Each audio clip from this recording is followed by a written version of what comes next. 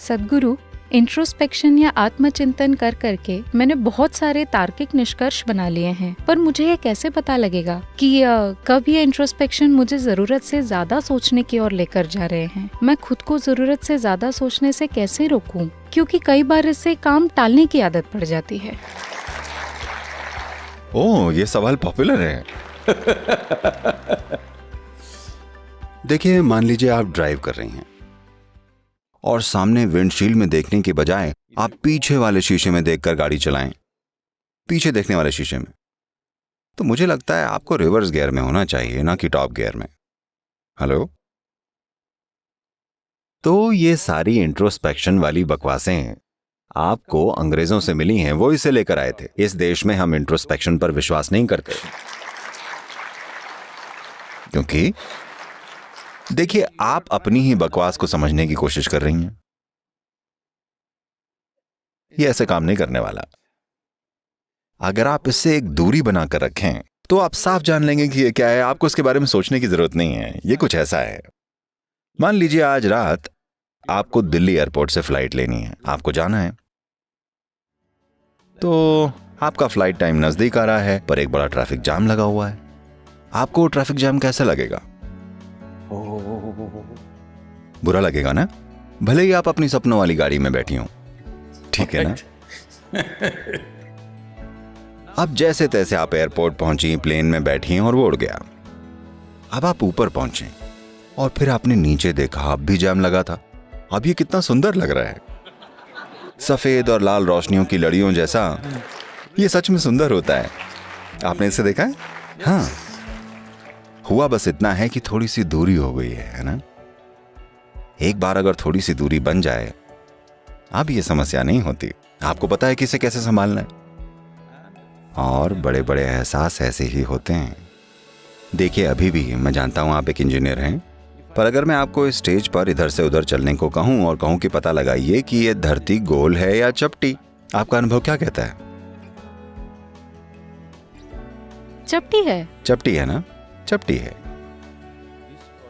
ये बहस और 1000 सालों तक चलती रहती।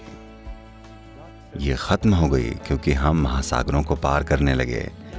तब हम देख पाए ये गोल जैसी लग रही है। फिर हमने उड़ना शुरू किया और आकार साफ नजर आने लगा। फिर हम गए और चांद पर जाकर खड़े हो गए और नीचे देखा। अब ये 100% स्पष्ट था। ये कितनी आसान सी चीज थी, लेकिन हम नहीं देख पा रहे थे जब तक हम धरती पर चल रहे थे, है ना? ये वही बात है। आपके मन की प्रकृति, आपके जीवन के इन उपकरणों की प्रकृति, जिसे हम शरीर और मन कहते हैं। योग में हम शरीर और मन नहीं कहते।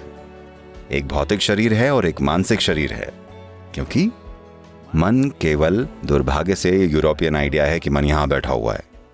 नहीं।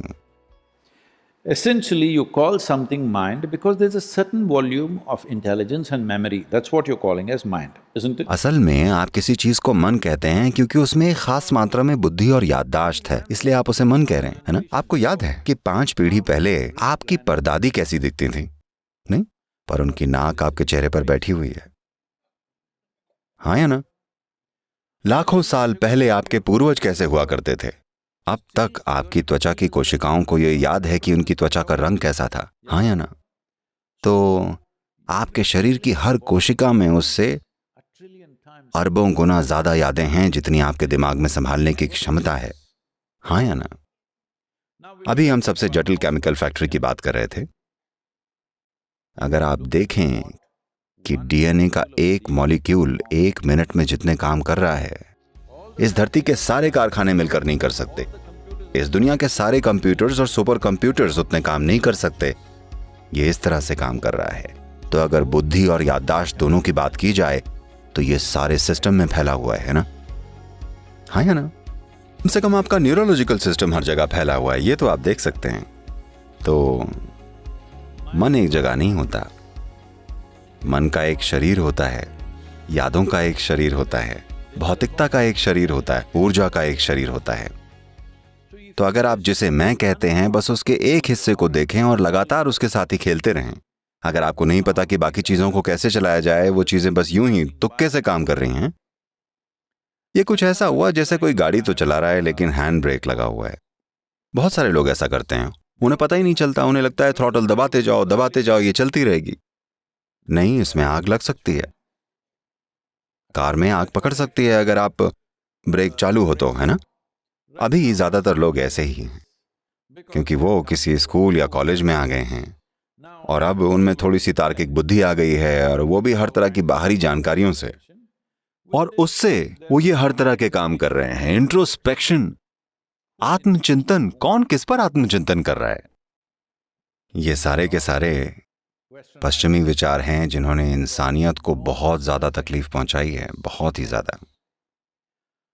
मनोवैज्ञानिक प्रक्रिया उन जानकारियों का एक नतीजा है जिन्हें आपने इकट्ठा किया है, और आप उन्हें कैसे प्रोसेस करते हैं, यह है ना।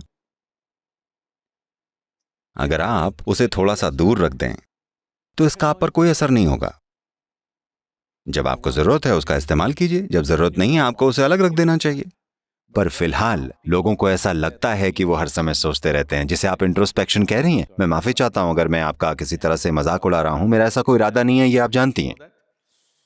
ये एक तरह की मानसिक दस्त है, ये बस चलती ही जा रही है। आप इसे हर तरह के नाम दे रहे हैं, पर असल में देखिए, सोचना मतलब आप जागरूकता में अपनी विचार प्रक्रिया को एक निश्चित दिशा में ले जाना चाहती हैं, उसे सोचना कहते हैं। अगर ये हर समय चलती रहती है तो इसे दस्त कहते हैं, है ना। तो आपको दोनों के बीच का अंतर पता होना चाहिए। क्या ये एक जागरूक प्रक्रिया है या ये बस ऐसे ही बेकाबू भाग रही है? ये बहुत जरूरी है। तो आत्मचिंतन का मतलब है पीछे की ओर देखने वाला जीवन का शीशा।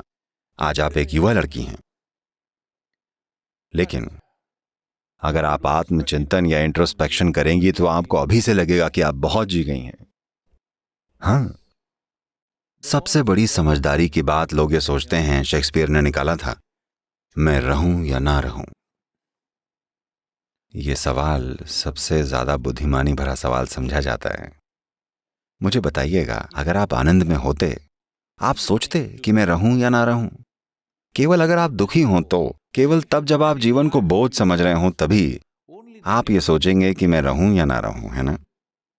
तो कई मायनों में आपका आत्मचिंतन, चाहे आप ये थोड़ा थोड़ा करके कर रहे हों या ज्यादा, ये दिमागी बीमारियों की बुनियाद है, क्योंकि आप उस कचरे के डिब्बे में समाधान ढूंढने की कोशिश कर रहे हैं जिसको आप अपना मन कहते हैं। वहां है क्या? केवल वही जो आप में 5 इंद्रियों के माध्यम से आया है और कुछ भी नहीं। अगर आप कुछ नया ढूंढ रहे हैं तो मैं आपको ये बता दूं, अभी आप एक कंप्यूटर इंजीनियर हैं, बनने वाली हैं, राइट? बन चुकी हैं? बनने वाली हूँ। ओके। क्या आपका कंप्यूटर उसमें डाली गई जानकारी के आगे कुछ भी कर पाता है? ऐसा ही आपके मन के साथ भी है। ये शरीर एक गणना की प्रक्रिया है, शायद उन कंप्यूटर से कहीं ज्यादा जटिल जिन्हें आप चला रहे हैं, पर असल में ये एक गणना करने वाला काम ही है। बिना जानकारी के ये काम नहीं करता। तो अगर आपको वो जानकारी पता है, आपने ही ये सॉफ्टवेयर लिखा है, आपको इसका डेटा पता है, तो आपको पता होगा कि ये क्या कर सकता है और क्या नहीं। तो उसमें आत्मचिंतन क्या करना है? तो क्या मैं ज्यादा सोच रही हूं या आत्मचिंतन कर रही हूं? दोनों की जरूरत नहीं है। आपको चीजों को देखने के लिए और स्पष्टता की जरूरत है। अगर आप किसी चीज को देखें, उसे उतनी ही स्पष्टता से देख सकें जैसी वो सच में है, तब किसी चीज के लिए आत्मचिंतन की जरूरत नहीं है।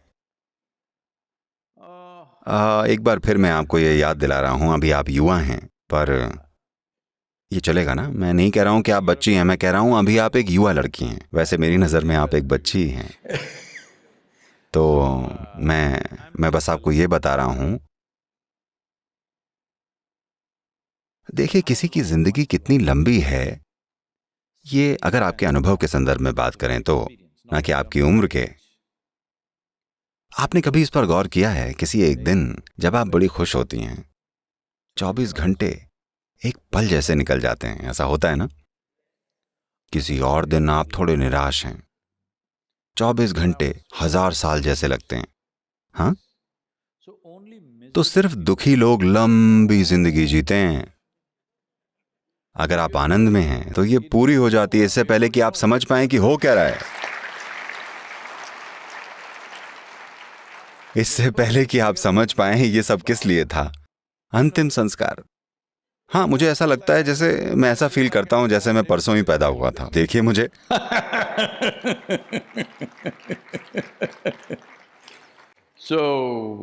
तो प्रॉब्लम यहाँ पर है। हम अपनी जिंदगी को सुधारने की कोशिश कर रहे हैं आत्मचिंतन से, नैतिकता से, मूल्यों से, विचारों से, फिलॉसफी से, धारणाओं से, रोल मॉडल से, इससे और उससे। नहीं, इनकी जरूरत नहीं है। होना ये चाहिए कि ये जीवन उमंग से भरा हो, ये अपनी सर्वोच्च संभावना तक पहुंचे, ये चमक उठे। अगर आप हर वक्त चमकते रहें तो शारीरिक रूप से आप बढ़िया रहेंगे, आपकी प्रतिभा खिल उठेगी, सब कुछ बढ़िया होगा। और क्या दुनिया में भी ऐसा होगा? नहीं, दुनिया कभी भी 100% वैसी नहीं चलेगी जैसी आप चाहते हैं कि चले।